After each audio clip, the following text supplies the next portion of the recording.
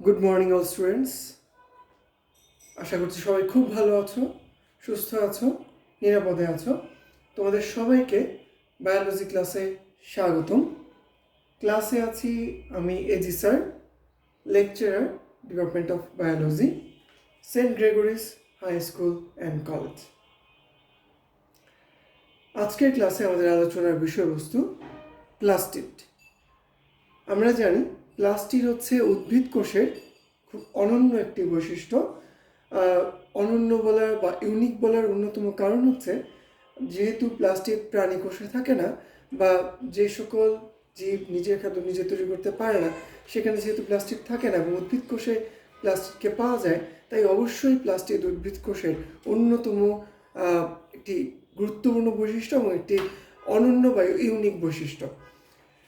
তো প্লাস্টিক শব্দটি সর্বপ্রথম প্রচলন করেন বিজ্ঞানী হ্যাকেল। বিজ্ঞানী হ্যাকেল এই শব্দটি প্রচলন করেন এবং পরবর্তীতে শিম্পার নামক আরেকজন ভদ্রলোক, উনি উদ্ভিদ কোষে প্লাস্টিকের অবস্থান শনাক্ত করেন বা উনি প্রথম পর্যবেক্ষণ করেন। তো প্লাস্টিড কি, প্লাস্টিড কি কাজ করে, প্লাস্টিকের প্রকারভেদগুলো কি, প্লাস্টিকের গঠন কি, সেই গঠনে কি কি ধরনের কাজ সম্পন্ন হয়ে থাকে, উদ্ভিদ কোষে কী ধরনের ভূমিকা প্লাস্টিক রেখে থাকে, সেই সব কিছু আজকে আমরা আমাদের এই ক্লাসটা আলোচনা করব।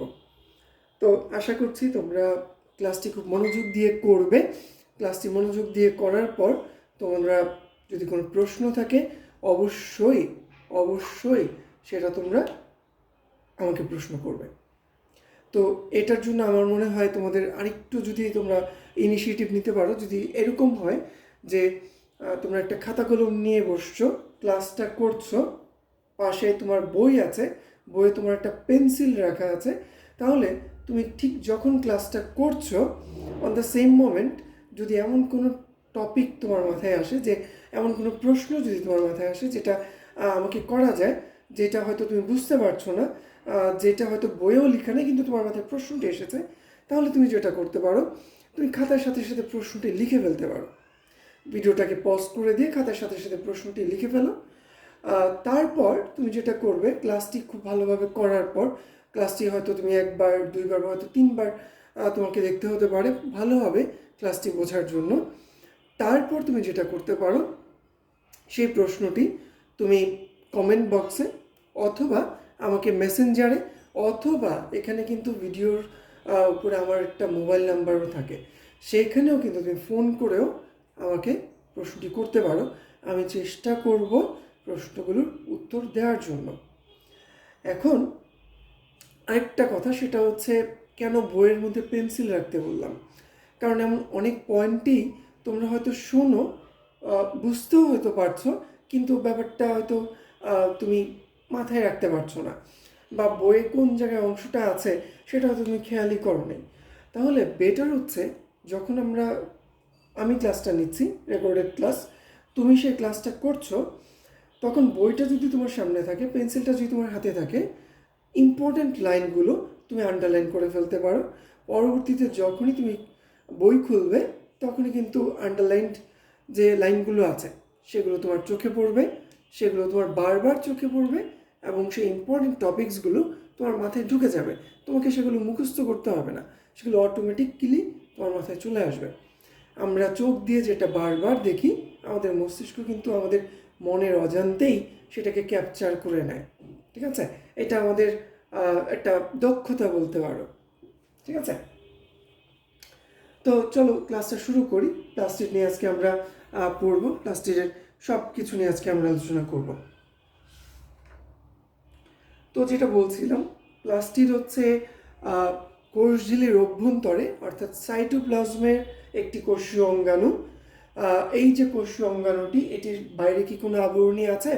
হ্যাঁ, প্লাস্টিডের বাইরে একটি দ্বিস্তরী আবরণী রয়েছে, একটি দ্বিস্তরী আবরণী রয়েছে, এবং এই দ্বিস্তরী আবরণযুক্ত যে অংশটি, এই অংশটি গোলাকার হতে পারে, ডিম্বাকার হতে পারে, দণ্ডাকার হতে পারে, আর অনেক আকৃতি হতে পারে, সেটা ফিতা আকৃতির হতে পারে। ঠিক আছে, এই যে বিভিন্ন অংশ বা বিভিন্ন আকৃতিযুক্ত একটি স্ট্রাকচার, যাকে আমরা ক্লোরোপ্লাস্ট বলছি বা প্লাস্টিড বলছি বা লিউকোপ্লাস্ট বলছি বা ক্রোমোপ্লাস্ট বলছি, তোমরা হয়তো স্ক্রিনে অনেকগুলো নাম দেখতে পাচ্ছ। আমি আস্তে আস্তে সবগুলোর ব্যাখ্যা করব। এই যে বিভিন্ন আকৃতি বিশিষ্ট অংশ, এই অংশগুলোর কাজ কি? এই প্লাস্টিডের কাজ কি আসলে? এই প্লাস্টিড মূলত উদ্ভিদ দেহে খাদ্য তৈরিতে সহায়ক ভূমিকা পালন করে। উদ্ভিদ দেহের ফুলে, ফলে, পাতায় বিভিন্ন অংশে যে বিভিন্ন বর্ণ দেখা যায়, বিভিন্ন কালার দেখা যায়, সেই কালারটা প্রকাশ করতে সহায়তা করে। এমনকি উদ্ভিদ দেহে খাদ্য সঞ্চয়েও এই প্লাস্টিক সহায়ক ভূমিকা পালন করে। অর্থাৎ বুঝতেই পারছো প্লাস্টিক একটা উদ্ভিদ কোষের জন্য কত গুরুত্বপূর্ণ একটা অঙ্গ, যে একই সাথে খাদ্য তৈরি করা, বিভিন্ন বর্ণ বা কালার প্রদর্শন করা এবং খাদ্য সঞ্চয়েও ভূমিকা রাখছে। তো প্লাস্টিকের প্রকারভেদে যদি আসি আমি, তাহলে বলতে হবে প্লাস্টিক কয় প্রকার? প্লাস্টিক হচ্ছে 3 প্রকার। এই যে নামগুলো একটু আগেও বললাম, লিউকোপ্লাস্ট, ক্রোমোপ্লাস্ট, ক্লোরোপ্লাস্ট, এগুলো কিন্তু প্লাস্টিকের প্রকারভেদ। ঠিক আছে? অর্থাৎ লিউকোপ্লাস্ট, যেটাকে আমরা বর্ণহীন বলে থাকি, অর্থাৎ এই প্রকার প্লাস্টিকের কোনো নির্দিষ্ট বর্ণ নেই। এখন প্রশ্ন হতে পারে কেন নেই? Why so? কেন নেই? কারণ এই প্লাস্টিকগুলোর ভেতর দেখা যাচ্ছে ক্রোমোপ্লাস্ট বর্ণযুক্ত বা রঙিন আমরা বলি, ক্লোরোপ্লাস্ট হচ্ছে সবুজ বর্ণের। কেন? এগুলোর তো বর্ণ আছে, এটা নেই কেন? উত্তর হচ্ছে এদের বর্ণ আছে কারণ এদের ভেতর বর্ণ প্রকাশকারী কিছু রঞ্জক পদার্থ আছে। তো এমন কিছু রঞ্জক পদার্থ যাদের নাম তুমি হয়তো জানো, তুমি হয়তো পড়ে এসেছো, যে জ্যান্থোফিল, ক্যারোটিন, ক্লোরোফিল, ঠিক আছে? এমন কিছু রঞ্জক পদার্থ, বর্ণ প্রকাশকারী রঞ্জক পদার্থ যেগুলো ক্রোমোপ্লাস্টে আছে, ক্লোরোপ্লাস্টেও রয়েছে। কিন্তু লিউকোপ্লাস্টে এরকম কোনো রঞ্জক পদার্থের উপস্থিতি থাকে না, যে কারণে লিউকোপ্লাস্ট কোনো প্রকারের কোনো বর্ণ প্রদর্শন করে না। লিউকোপ্লাস্ট কোথায় পাওয়া যায়? এটা একটা প্রশ্ন হতে পারে। তো লিউকোপ্লাস্ট সাধারণত উদ্ভিদের যে অংশে সূর্যের আলো পৌঁছায় না, অর্থাৎ যে অংশটা সূর্যের আলোর আড়ালে থাকে, যেখানে সূর্যের আলো কখনো পৌঁছায় না, সেই অংশে সাধারণত লিউকোপ্লাস্ট থাকে। অর্থাৎ লিউকোপ্লাস্ট সূর্যের আলো বঞ্চিত, সহজ কথা। তাহলে কোথায়? অবশ্যই উদ্ভিদের মূল। উদ্ভিদের মূল যেটা মাটির তলে থাকে বা মাটির নিচে থাকে, সেখানে সাধারণত লিউকোপ্লাস্টকে পাওয়া যায়। সেখানে সূর্যের আলো পৌঁছায় না, বিধায় সেখানে লিউকোপ্লাস্ট থাকে। কিন্তু এখানে মজার ব্যাপার হচ্ছে, যদি আমরা কোনো উদ্ভিদের মূলকে মাটি থেকে তুলে এনে খোলা বাতাসে সূর্যের আলোতে রেখে দিই, তাহলে কিন্তু সেখানে লিউকোপ্লাস্ট কিউকাপ করতে পারে। সেখানে কি লিউকোপ্লাস্ট এমন হতে পারে যে এই লিউকোপ্লাস্ট আবার কোনো ধরনের রঞ্জক পদার্থ তৈরি করবে, এটি আবার ক্লোরোপ্লাস্টে পরিণত হবে? কি মনে হয়? এমন কিন্তু মনে হতে পারে যে স্যার এটা তো সূর্যের আলো পাচ্ছে না, যার ফলে এটি বর্ণহীন হয়ে আছে, এটা মূলের মধ্যে আছে। তো আমরা যদি মূলকে তুলে এনে সূর্যের আলোর নিচে রেখে দিই, তাহলে কি এমন হতে পারে যে লিউকোপ্লাস্টটা হয়তো ক্রোমোপ্লাস্ট বা ক্লোরোপ্লাস্টে পরিণত হবে? এমন কি পসিবল? না, এমনটি কখনোই পসিবল না। একদম সহজ কথা, না, উত্তর না। অর্থাৎ লিউকোপ্লাস্টকে বা উদ্ভিদের যে অংশে লিউকোপ্লাস্ট পাওয়া যায়, তাদেরকে আমরা যদি এনে সূর্যের আলোতে রেখেও দেই, সেটাও কিন্তু ক্রোমোপ্লাস্ট বা ক্লোরোপ্লাস্ট হবে না। ওকে, এটা মনে রাখতে হবে। লিউকোপ্লাস্ট সবসময় বর্ণহীন, এরা কখনোই বর্ণযুক্ত বা কোনো রঞ্জক পদার্থযুক্ত হবে না। এদের একমাত্র কাজ সঞ্চয় করা। এদের একমাত্র কাজ কি? সঞ্চয় করা। এরা সঞ্চয় করছে। কি সঞ্চয় করে এরা? এরা সাধারণত কার্বোহাইড্রেট বা শর্করা জাতীয় খাদ্য, প্রোটিন বা আমিষ জাতীয় খাদ্য, লিপিড বা চর্বি জাতীয় খাদ্যকেই এরা সাধারণত সঞ্চয় করে থাকে। তো এই যে এরা খাদ্যবস্তু, বিভিন্ন রকম খাদ্যবস্তুকে সঞ্চয় করছে, কীভাবে করছে? সাধারণত লিউকোপ্লাস্টেরও কয়েকটা প্রকারভেদ আছে, সেগুলো আমরা একটু শিখবো, জানবো। খেয়াল করে দেখো, অ্যামাইলোপ্লাস্ট। এই যে লিউকোপ্লাস্টের একটা প্রকারভেদ, যেটাকে আমরা অ্যামাইলোপ্লাস্ট বলছি, এটি কী জাতীয় খাদ্য সঞ্চয় করে বা সংগ্রহ করে?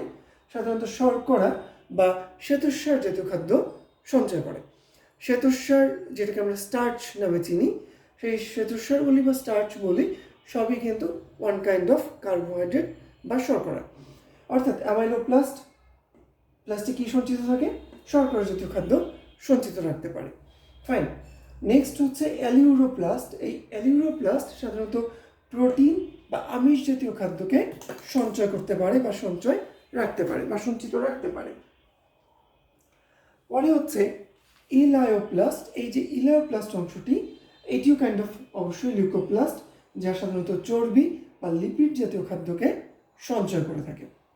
অর্থাৎ লিউকোপ্লাস্টের এই যে তিনটা ভার্সন তুমি দেখতে পাচ্ছ, অ্যামাইলোপ্লাস্ট, অ্যালিউরোপ্লাস্ট, ইলায়োপ্লাস্ট, এরা কিন্তু খাদ্য সঞ্চয় করে, সেটা কার্বোহাইড্রেট হোক, প্রোটিন হোক বা লিপিড হোক, তারা খাদ্য সঞ্চয়ে সহায়ক ভূমিকা পালন করে। এইভাবেই তারা উদ্ভিদকে সহায়তা করে থাকে। এরপরে আসবে ক্রোমোপ্লাস্ট। অবশ্যই ক্রোমোপ্লাস্ট। ক্রোমোপ্লাস্টকে আমরা বলে থাকি যে বর্ণযুক্ত বা রঙিন, অর্থাৎ একটা উদ্ভিদের যে ফুলের পাপড়ি সেটা বিভিন্ন রঙের হচ্ছে, একটা ফুলের যে বৃতি বা সে ফুলের যে মনে করো বৃন্ত বা একটা উদ্ভিদের যে পাতা সেটাও যে বিভিন্ন কালারের হচ্ছে, বা একটা ফল, একটা বীজ, হ্যাঁ, সেগুলোর কালারও কিন্তু ডিফারেন্ট হচ্ছে। বা তুমি দেখো গাজরের কালার হচ্ছে কি অনেকটা কমলা, আবার শালগমের কালারটা ডিফারেন্ট। এই যে ফলগুলোর কালার ভিন্ন কালার, এই কালারটা কোত্থেকে আসতেছে? এই কালারটার একমাত্র কারণই হচ্ছে কিন্তু এই ক্রোমোপ্লাস্ট, যেটা বর্ণযুক্ত, অর্থাৎ এখানে বিভিন্ন ধরনের রঞ্জক পদার্থ রয়েছে। তো এই রঞ্জক পদার্থগুলো কি, সেগুলো আমরা একটু আস্তে আস্তে শিখব। তো খেয়াল করো এখানে যে এই যে ক্রোমোপ্লাস্ট বলছি, ক্রোমোপ্লাস্টও কিন্তু বিভিন্ন রকমের হতে পারে। ক্রোমোপ্লাস্টও বিভিন্ন রকমের হতে পারে, যেমন রডোপ্লাস্ট, যেটা সাধারণত লাল রঙের রঞ্জক পদার্থগুলোকে ধারণ করে। অর্থাৎ রডোপ্লাস্ট যেখানে উপস্থিত থাকবে তার ফলে বিভিন্ন বস্তুর, সেটা উদ্ভিদের পাতা হতে পারে, ফুল হতে পারে, ফল হতে পারে, বিভিন্ন অংশের কালার লাল হতে পারে। পরে আছে ফিওপ্লাস্ট, যেটার কারণে উদ্ভিদের বিভিন্ন অংশ কী হতে পারে, বাদামি বর্ণের হতে পারে। ওকে। এরপরে আসবে জ্যান্থোপ্লাস্ট, যেটার কারণে উদ্ভিদের বিভিন্ন অংশ হলুদ বর্ণের হতে পারে। এরপরে আসবে ক্যারোটিনোপ্লাস্ট, যার ফলে উদ্ভিদের বিভিন্ন অংশ কমলা হতে পারে। অর্থাৎ ক্রোমোপ্লাস্টেরও বেশ কতগুলো প্রকারভেদ রয়েছে, ধরন রয়েছে, যারা আবার বিভিন্ন ভিন্ন রঙের রঞ্জক পদার্থকে ধারণ করছে এবং যাদের উপস্থিতিতে উদ্ভিদের বিভিন্ন অংশ ভিন্ন বর্ণ প্রদর্শন করে থাকে। আশা করছি তোমরা ব্যাপারটা বুঝতে পেরেছ। আচ্ছা, তো অনেক জায়গায় বলে, অনেক সায়েন্টিস্টরাই বলে যে এমন হতে পারে যে ক্লোরোপ্লাস্ট থেকেও ক্রোমোপ্লাস্ট তৈরি হতে পারে, বা এমনটাই হয়তো হয়েছে যে ক্লোরোপ্লাস্ট থেকেই ক্রোমোপ্লাস্টের উদ্ভব, মানে ইভলিউশন বা বিবর্তন বিদ্যার ফলে এটা হতে পারে, এটা অনেকে বলে, বাট দ্যাটস নট কনফার্মড। ওকে। তো যাই হোক, তো বুঝতেই পারছি যে এই যে ক্রোমোপ্লাস্ট, এরা উদ্ভিদের বিভিন্ন অংশে বর্ণ প্রদর্শন বা কালার শো করাতে কাজ করছে। তারপর হচ্ছে আমরা জানি একটা ফুলের মধ্যে ফুলের পাপড়িগুলোর যে যত ডিফারেন্ট এবং অ্যাট্রাকটিভ কালার হবে, তত কিন্তু বিভিন্ন ধরনের কীটপতঙ্গ সেই ফুলের মধু খাওয়ার জন্য সেখানে সেদিকে আকৃষ্ট হবে, যার ফলে ফুলের পরাগায়ন হবে এবং উদ্ভিদের বংশ বিস্তার ঘটবে। আবার ফল, বীজ, এটাও কী হবে, তোমার বিভিন্ন জায়গার দিকে ছড়িয়ে পড়বে, এবং এই কাজটাতে সহায়তা করছে কে? ক্রোমোপ্লাস্ট। এই কাজটাতে সরাসরি উদ্ভিদকে সহায়তা করছে ক্রোমোপ্লাস্ট। অর্থাৎ ক্রোমোপ্লাস্ট পরোক্ষভাবে হলেও উদ্ভিদকে বংশ বিস্তারে সহায়তা করছে। ঠিক আছে, তো এই ছিল ক্রোমোপ্লাস্ট। এবার আমরা আসবো ক্লোরোপ্লাস্টে। ক্লোরোপ্লাস্ট, যেটাকে আমরা সবুজ বর্ণের বলছি। তো ক্লোরোপ্লাস্ট দেখা যায় এটার মধ্যে বিভিন্ন ধরনের সবুজ বর্ণের রঞ্জক পদার্থ থাকে। ঠিক আছে, আসলে ক্লোরোপ্লাস্টের মধ্যে যে মূল রঞ্জক পদার্থ থাকে সেটিকে আমরা ক্লোরোফিল বলি। বিভিন্ন ধরনের ক্লোরোফিল থাকে, ক্লোরোফিল এ, ক্লোরোফিল বি, ঠিক আছে, ক্লোরোফিল সি। শুধু কি ক্লোরোফিলই থাকে? ক্লোরোপ্লাস্টে আর কিছু থাকে না? থাকে, ক্যারোটিন থাকে, জ্যান্থোফিল থাকে, কিন্তু তবুও ক্লোরোফিল এতটাই বেশি আছে আর অন্যান্য বর্ণকণিকাগুলো এতটাই কম আছে যে ক্লোরোফিলটাই তার কালার যেটা সবুজ সেটাকে প্রকাশ করছে। ওকে, যে কারণে উদ্ভিদের পাতা, তোমার মনে করো উদ্ভিদের কাণ্ড, এই অংশগুলো, তারপর হচ্ছে কাঁচা ফল, এই অংশগুলো সাধারণত কী হয়ে থাকে? সবুজ হয়ে থাকে। কার উপস্থিতির কারণে? ক্লোরোপ্লাস্টের ভেতর ক্লোরোফিলের উপস্থিতির কারণে। অর্থাৎ ক্লোরোপ্লাস্ট হচ্ছে একটা সবুজ বর্ণের প্লাস্টিড, যেখানে সবুজ বর্ণের বিভিন্ন ক্লোরোফিল নামক বর্ণকণিকা আছে, যে কারণে ক্লোরোপ্লাস্টটি সবুজ কালারের হয়ে থাকে। আচ্ছা, তো এই ক্লোরোপ্লাস্টের সাহায্যেই উদ্ভিদ তার খাদ্য তৈরি করতে পারে, যে কারণে এই ক্লোরোপ্লাস্টকে আমরা বলে থাকি কোষের রান্নাঘর। কোষের রান্নাঘর অর্থাৎ এখানে কোষের জন্য যাবতীয় যত প্রয়োজনীয় খাবার, সেটা গ্লুকোজ হতে পারে, সেটা ফ্রুক্টোজ হতে পারে, ঠিক আছে, সেটা স্টার্চ হতে পারে, হ্যাঁ, এই অংশগুলো সাধারণত এই ক্লোরোপ্লাস্টেই তৈরি হয়ে থাকে। তো এখন মনে আবার হয়তো তোমার প্রশ্ন চলে আসছে, স্যার এই যে গ্লুকোজ তৈরি হচ্ছে, ফ্রুক্টোজ তৈরি হচ্ছে, আপনি বলেন স্টার্চ তৈরি হচ্ছে, এগুলো কীভাবে তৈরি হচ্ছে, কোথায় তৈরি হচ্ছে? তো এগুলো কিন্তু সালোক সংশ্লেষণের ফলে তৈরি হচ্ছে, এবং কিভাবে তৈরি হচ্ছে সেটা আমরা চ্যাপ্টার 9 উদ্ভিদ সাহিত্যতে আমরা কি আলোচনা করব বিস্তারিতভাবে। ততদিন পর্যন্ত নিজের কৌতূহলকে একটু কন্ট্রোল করে রাখো। আচ্ছা, এখন আমরা যেটা শিখব সেটা হচ্ছে, স্যার যদি এমন হয় যে উদ্ভিদের কোনো একটা অংশে সবুজ অংশ যেখানে ক্লোরোপ্লাস্ট আছে, সেটাকে যদি আমরা সূর্যের আলো থেকে সরিয়ে ফেলি, আমরা জানি এখানে সূর্যের আলো পড়ে, সূর্যের আলো আসে, এবং সূর্যের আলোর সাহায্যেই ক্লোরোপ্লাস্ট বা ক্লোরোফিল খাদ্য তৈরিতে ভূমিকা পালন করে। কিন্তু যদি ক্লোরোপ্লাস্ট থেকে আমরা ক্লোরোপ্লাস্টের যে অংশগুলো, উদ্ভিদের যে অংশে ক্লোরোপ্লাস্ট আছে, সেই অংশটাকে আমরা সূর্যের আলোর সংস্পর্শে আসতে না দিই, তাহলে কি এখানে সালোক সংশ্লেষণ হবে? উত্তর হচ্ছে না, এখানে সালোক সংশ্লেষণ হবে না। এমনকি ক্লোরোপ্লাস্ট যেখানে সবুজ বর্ণের ক্লোরোফিল রয়েছে, বর্ণকণিকা রয়েছে, সেগুলোও কাজ করবে না, যার ফলে ওই ক্লোরোপ্লাস্ট কিন্তু বর্ণহীন হয়ে যেতে পারে, অর্থাৎ লিউকোপ্লাস্টে পরিণত হতে পারে। খুব সহজ একটা এক্সাম্পল আছে, তুমি যদি একটা এক্সপেরিমেন্ট আছে, তুমি চাইলে করতে পারো। একটা গাছকে যদি মাটির থেকে উপরে তুলে, ঠিক আছে, তুমি যদি গাছের একটা অংশকে চাপা দিয়ে রাখো, সবুজ অংশকে একটা ভারী ইটের নিচে বা ভারী কিছুর নিচে এমনভাবে চাপা দিয়ে রাখো যে যেখানে সূর্যের আলো পৌঁছাতে পারবে না, তাহলে কিন্তু তুমি বুঝতে পারবে যে কয়েকদিন পর সেটা দেখা যাবে সেটা বর্ণহীন হয়ে গেছে, কালারলেস হয়ে গেছে, সেখানে কোনো সবুজ বর্ণ নাই। তখনই বোঝা যাবে যে ক্লোরোফিলের উপস্থিতি কমে গেছে এবং ক্লোরোপ্লাস্ট লিউকোপ্লাস্টে পরিণত হয়ে গেছে।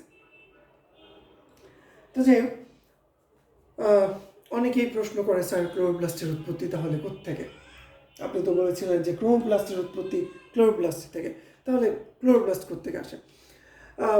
এটার আসলে উত্তর হচ্ছে ক্লোরোপ্লাস্ট দেখা যায় যে প্রোপ্লাস্টিড যে অংশ, মানে প্লাস্টিডটাও তো একটা কোষের অঙ্গাণু, কোষীয় অঙ্গাণু।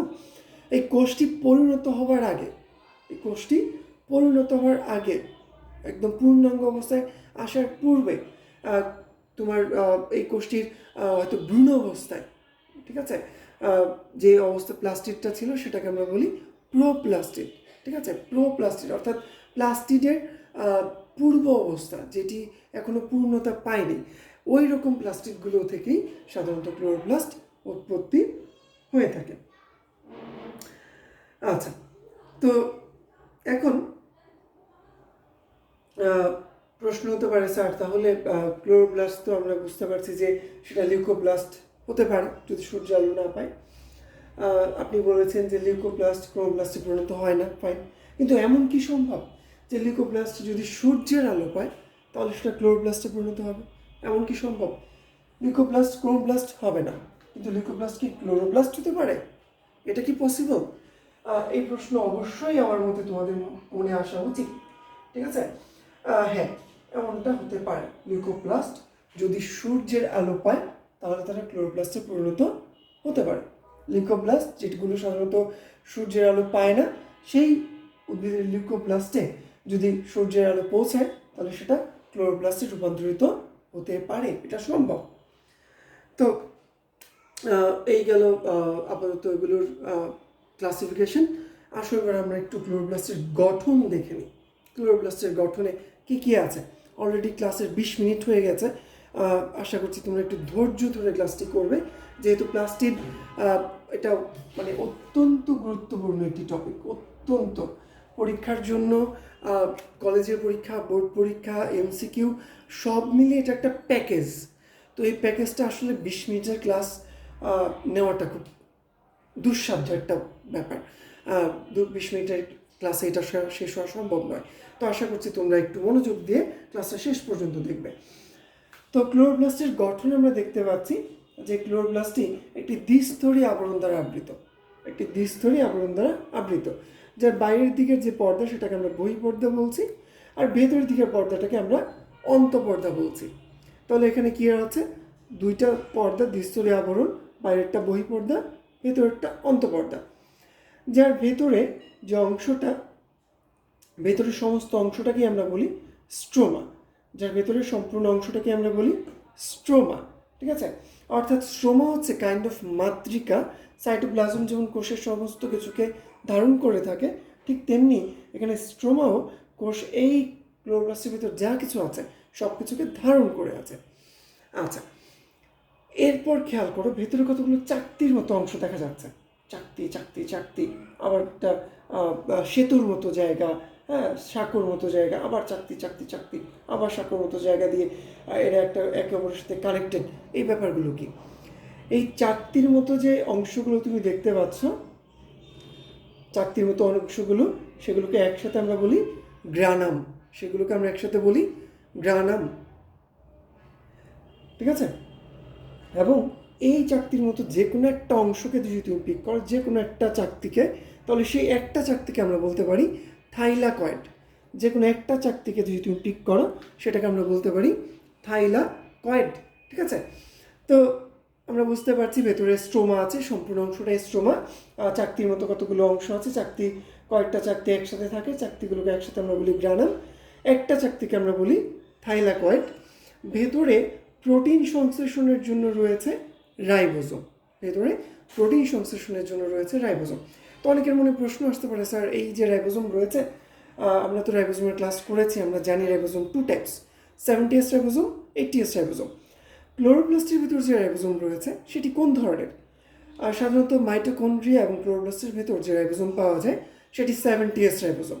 ওকে, তো এই 70S রাইবোজোমের উপস্থিতি এখানে রয়েছে। ভেতরে কিছু তৈলবিন্দু দেখা যায়, যা লিপিড জাতীয় অংশ। ভেতরে কিছু শ্বেতসার জাতীয় অংশ রয়েছে। শ্বেতসার বলতে আমরা এখানে কার্বোহাইড্রেটকে বোঝাচ্ছি। ঠিক আছে, কার্বোহাইড্রেট থাকে, এবং এখানে রয়েছে ডিএনএ। ডিএনএ আমরা জানি ডিএনএ সাধারণত নিউক্লিয়াসের ভিতর থাকে, নিউক্লিয়াসের ক্রোমোজোমে অবস্থান করে। তবে আমরা মাইটোকন্ড্রিয়াতেও কিন্তু ডিএনএ দেখেছি, এবং এই ক্লোরোপ্লাস্টের ভিতরেও ডিএনএর উপস্থিতি থাকে। দেখা যায় যে একটা ক্লোরোপ্লাস্টে, ঠিক আছে, একটা ক্লোরোপ্লাস্টে প্রায় 200টির মতো ডিএনএ থাকতে পারে। 200টির মতো ডিএনএ অণু থাকতে পারে, এটা পসিবল, থাকা সম্ভব। তো যাই হোক, তোমার এই ছিল একটা ক্লোরোপ্লাস্টের ভেতর গঠন, ক্লোরোপ্লাস্টের ভেতর কী আছে, কী থাকে, তার সমস্ত কিছুর বর্ণনা। তো ক্লোরোপ্লাস্ট আমরা জানি সেটার ভেতর দেখা যাচ্ছে কিছুটা শক্তি উৎপন্ন হয় সালোক সংশ্লেষণের সময়, ফসফোরিলেশন বা ফটোফসফোরিলেশনের মাধ্যমে। সেটা আমরা আস্তে আস্তে শিখবো, ফসফোরিলেশন কী বা ফটোফসফোরিলেশন কী। চ্যাপ্টার 9-এ আমরা এই নিয়ে একদম বিস্তারিতভাবে শিখবো, তোমাদের টেনশনের কোনো কারণ নেই। তো এই ক্লোরোপ্লাস্টের মূল কাজ কিন্তু উদ্ভিদের জন্য কী করে, উদ্ভিদের জন্য শর্করা জাতীয় খাদ্য তৈরি করে।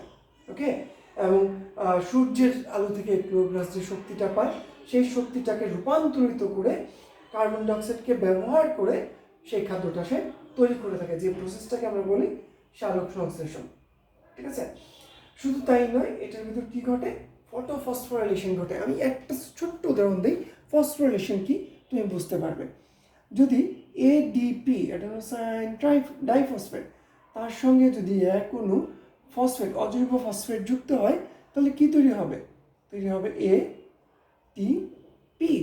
অর্থাৎ এখানে মনে করো সূর্যের আলো উপস্থিত আছে, ধরে নাও এখানে সূর্যালো উপস্থিত আছে, অর্থাৎ সূর্যের আলোর উপস্থিতিতে এডিপির সাথে একটি ফসফেট যুক্ত হয়ে এটিপি তৈরি হচ্ছে। তো এই যে ফসফেটের সংযুক্তিকরণ, এটাকে আমরা বলি ফসফোরাইলেশন।